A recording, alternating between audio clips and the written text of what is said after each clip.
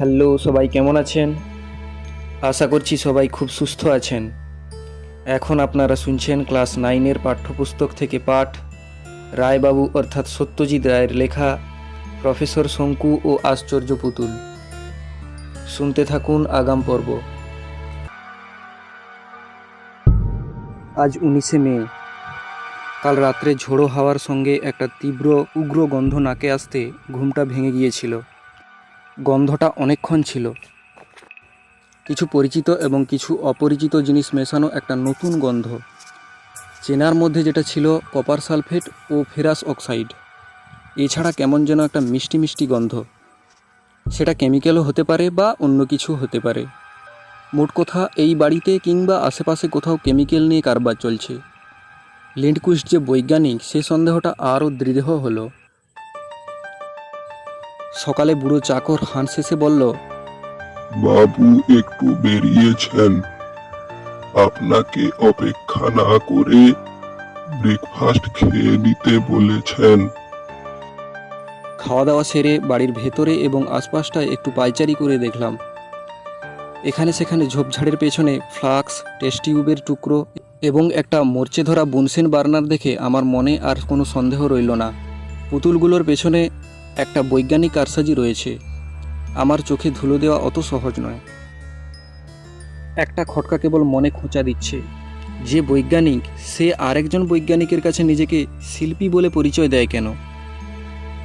9:30 নাগাদ যখন ঘরে ফিরছি, তখনও লিন্ডকুইস্টের দেখা নেই। হান্সকে জিজ্ঞেস করাতে সে তার ফেরার টাইম কিছু বলতে পারল না। একা ঘরে বসে থাকতে থাকতে মাথায় একটা বদবুদ্ধি এলো। দিনের বেলা পুতুলগুলোকে আরেকবার দেখে আসতে পারলে কেমন হয়। গুপ্ত ঘরের দরজাটা খোলার একটা সংকেত আছে। দরজার হাতলটা কিছুক্ষণ এদিক ওদিক ঘুরিয়ে তারপর সেটাকে একটা টান দিলেই সেটা খুলে যায়।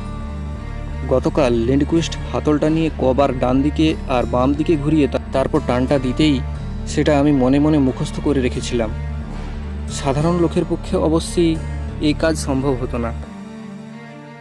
হান্সকে ডেকে বললাম, আমার একটা জরুরি টেলিগ্রাম পাঠানোর দরকার। তুমি যদি কাজটা করে দিতে পারো খুব ভালো হয়। আমার ঠান্ডার দেশে এসে একটু হাঁপ ধরেছে।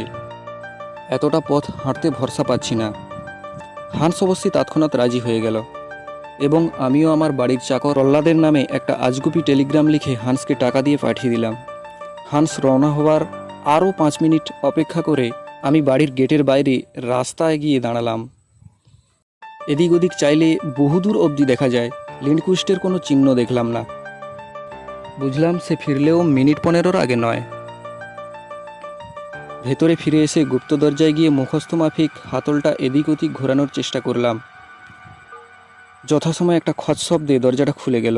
পকেটে টর্চ ছিল, সেটা জেলে ঘোরানো সিঁড়ি দিয়ে নেমে গেলাম। গুপ্ত ঘরে পৌঁছে একটা করে কাচের খাঁচাগুলোর উপর আলো ফেলে দেখতে শুরু করলাম। কালকের চেয়ে কোনো বিশেষ তফাৎ চোখে পড়ল না। 1 নম্বরে সেই ইটালীয় গায়ক, নাম বোধহয় মারিও বাতিস্তা।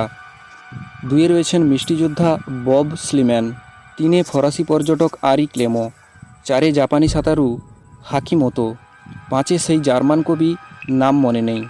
আর 6-এ আমার বন্ধু অ্যাক্রয়েড। আমি টর্চটা নিয়ে অ্যাক্রয়েডের খাঁচার দিকে এগিয়ে গেলাম। খাঁচাগুলো বেশ, এরকম জিনিস এর আগে কখনো দেখিনি। একরকম কাঁচের আবরণ থাকে মন্দিরের চূড়োর মতো, যাতে অনেক সময় ভালো ঘড়ি কিংবা মূর্তি ঢাকা দেওয়া থাকে। এই কতকটা সেই রকম, কিন্তু তফাৎ এই যে এতে আবার একটা দরজা রয়েছে এবং তাতে কবজা চাবি লাগানোর বন্দোবস্ত রয়েছে। অবশ্যই ইচ্ছা করলে পুরো ঢাকনাটাই হাত দিয়ে তুলে ফেলা যায়। আমি কাঁচের সঙ্গে প্রায় মুখ লাগিয়ে দিয়ে অ্যাক্রয়েডের পুতুলটা দেখতে লাগলাম। দেখতে দেখতে মনে হলো গতকালের ভঙ্গির সঙ্গে যেন সামান্য একটু তফাৎ। কালকে যেন ডান হাতটা পকেটের মধ্যে আরও একটু বেশি ঢোকানো মনে হয়েছিল। তাই কি না আমার চোখের ভুল?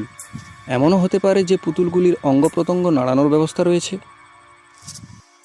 লিন্ডকুইস্ট হয়তো মাঝে মাঝে দরজা খুলে তাদের দাঁড়ানোর ভঙ্গিটা একটু আলাদা করে দেয়, কিংবা হয়তো পুতুলগুলোকে ঝাড়পোছ করার সময় হাত পা একটু নড়ে যায়। একবার খুলে পরীক্ষা করে দেখলে কেমন হয়। কিন্তু অ্যাক্রয়েডের পুতুলটায় হাত দিতে কেমন জানি সংকোচ বোধ হলো। তাই জাপানি সাঁতারুর পুতুলের ঢাকনাটা খুলে সেটা আস্তে করে হাত দিয়ে তুলে নিলাম। নিয়েই বুঝতে পারলাম যে হাত পা নাড়ানোর কোনো উপায় লিন্ডকুইস্ট রাখেনি। পুতুলগুলো একেবারেই ছাড় এবং অনড়। কাঁচের ঢাকনাটা চাপা দিয়ে ঘোরানো সিঁড়ি দিয়ে উঠে গুপ্ত দরজা বন্ধ করে নিজের ঘরে ফিরে এলাম। লিন্ডকুইস্ট ফিরল 12:30টার সময়। দুপুরে খাওয়ার টেবিলে তাকে বললাম, আজ একটু পড়াশোনা করবার ইচ্ছে হয়েছে। তোমাদের এখানে শুনেছি বেশ ভালো একটা পাবলিক লাইব্রেরি আছে, একবার যাওয়া যায় কি? স্বাচ্ছন্দ্যে। আমি রাস্তা বাতলে দেবো, আগে যাও, কারণ কাল থেকে তো তোমায় সিটিং দিতে হবে। আমি বিশ্রাম না করেই বেরিয়ে পড়লাম। মনের মধ্যে কেন জানি একটা অস্পষ্ট সন্দেহ উঁকি মারছিল। সেই কারণেই কিছু পুরনো খবরের কাগজ ঘাঁটার দরকার হয়ে পড়েছিল। 3.5 ঘন্টা লাইব্রেরিতে বসে লন্ডন টাইমস কাগজের ফাইল ঘেঁটে মনে গভীর সন্দেহ, উত্তেজনা ও উদ্বেগ নিয়ে বাড়ি ফিরলাম। 2 বছর আগের 11ই সেপ্টেম্বরে টাইমস কাগজে অ্যাক্রয়েডের মৃত্যু সংবাদ পড়ে জানতে পারলাম অ্যাক্রয়েড কীভাবে কোথায় মারা গিয়েছিল তা জানা যায়নি। নরওয়ে ভ্রমণকালে তিনি নিখোঁজ হয়ে যান। তাকে শেষ দেখা গিয়েছিল ফিওর্ড পরিভ্রমণের উদ্দেশ্যে একটি নৌকায় চাপতে। সেই নৌকাটির কোনো খোঁজ পাওয়া যায়নি, কাজেই ধরে নেওয়া হয়েছিল যে নৌকাডুবির ফলেই অ্যাক্রয়েডের মৃত্যু ঘটে। বব স্লিম্যান, হাকিমোতো ও অ্যারি ক্লেমোর মৃত্যু সংবাদও পড়লাম। এরা সকলেই ইউরোপে নিখোঁজ হয়েছেন এবং সকলকেই অনেক অনুসন্ধানের পর মৃত বলেই ধরে নেওয়া হয়েছিল। বাড়ি ফিরে এসে বাকিটা দিন যথাসাধ্য স্বাভাবিকভাবেই কাটিয়ে দিতে চেষ্টা করলাম। লেমিং সম্পর্কে কৌতূহলটা মন থেকে প্রায় মুছে গেছে।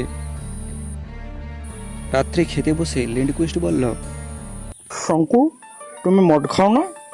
আমাদের দেশের একটা ভালো ওয়াইন একটু চেখে দেখবে নাকি? আমার অবশ্য এই বিশেষ মদটা রসে না, তবে লোকে খুব ভালো বলে। একটু খেয়ে দেখো না। পাছে লিন্ডকুইস্টের মনে আমার সম্পর্কে কোনো সন্দেহ জাগে তাই আপত্তি করলাম না। লিন্ডকুইস্ট খানিকটা মদ গ্লাসে ঢেলে দিল। গ্লাসটা ঠোঁটের কাছে আনতেই কেমন জানি একটা সন্দেহজনক গন্ধ পেলাম। তাও সামান্য খানিকটা চুমুক দিয়ে সেটাকে ন্যাপকিনে ফেলে দিয়ে বললাম, এ ব্যাপারে তোমার ও আমার রুচি একই রকম। তার চেয়ে বরং তুমি যেটা পান করছো সেটাই কিছুটা আমাকে দাও না। লিন্ডকুইস্ট মদের মধ্যে ঘুমের ওষুধ দিচ্ছিল, এ বিষয়ে আমার কোনো সন্দেহ নেই। তবে অভিসন্ধিটা আমার কাছে ক্রমশ স্পষ্ট হয়ে আসছে। আজ রাতটা যে করে হোক জেগে থেকে ও কী করে সেটা দেখতে হবে।